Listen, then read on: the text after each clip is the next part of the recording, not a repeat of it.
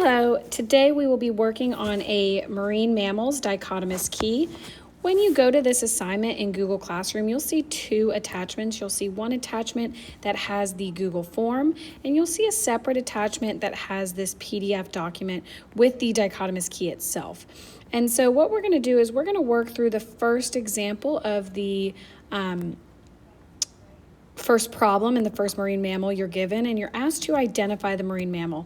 So if we look at the left, I've given you the picture, and this should be the first one that comes up on your Google form. And so we're going to go through the dichotomous key to try to identify what species this organism is. So to start out, we always want to start at question number 1. And you'll notice up at the top, they do provide us right here. They do provide us with a little bit of information, some of the terminology that is going to be used in this dichotomous key. So if you see some of those terms and you're not sure, like, I don't know what a tail fluke is, or I don't know what they mean by baleen, I can go look at those pictures to help me. You're also always welcome to use the internet. If you come across a term that you don't understand, you can look that up. So we're going to start right here at question number 1.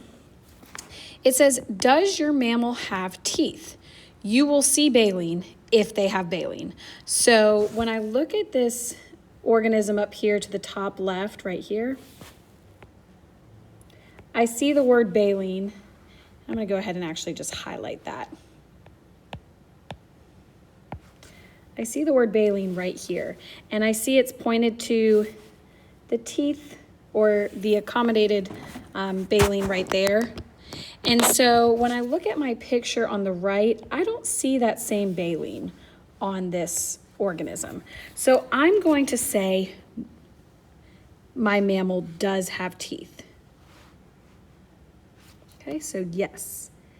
If it doesn't have baleen, it has to have teeth. Does your mammal have fur? I'm going to go to question number 2. Does your mammal have fur? Looking at this, it can be hard to tell if you just don't know that off the top of your head. So use your best educational guess. When I look at this, this doesn't look furry like some of our other marine mammal examples we've seen. So I'm going to say no. It does not have fur. Which tells me to continue to number 4. Does your mammal have a pointy, prominent beak? And then they say in parentheses, nose. Beak is a weird word. What we usually associate beak with birds, but as you'll look right here, the beak can also refer to that snout or nose. And we see on our picture that it does have that prominent, pointy beak. So we say yes, and it tells us to continue to number 5. Does your mammal have spots? Well, when I look, I see a bunch of different spots on this organism on the right. So I'm going to say yes, it does have spots. I'm going to continue to number 6. Does your mammal have brown skin? I would describe this as a combination of grays, light gray, dark gray. I definitely wouldn't describe this picture as being brown. So I'm going to say no. If no, you have the Atlantic spotted dolphin. So now that I've identified, I can look back on my Google form, and under the drop-down options, I can select Atlantic spotted dolphin. And I've just used the dichotomous key to identify this individual organism. Now, it's important to remember that when I go on to my second picture, again, you'll have a second organism to identify. You always want to start back at question number 1. Does your mammal have teeth? So every single time you are trying to identify an organism, you are starting with the question, does your mammal have teeth?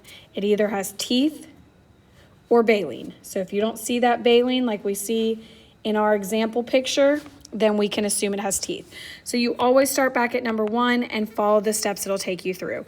You'll do that to identify all of the organisms on the Google form activity.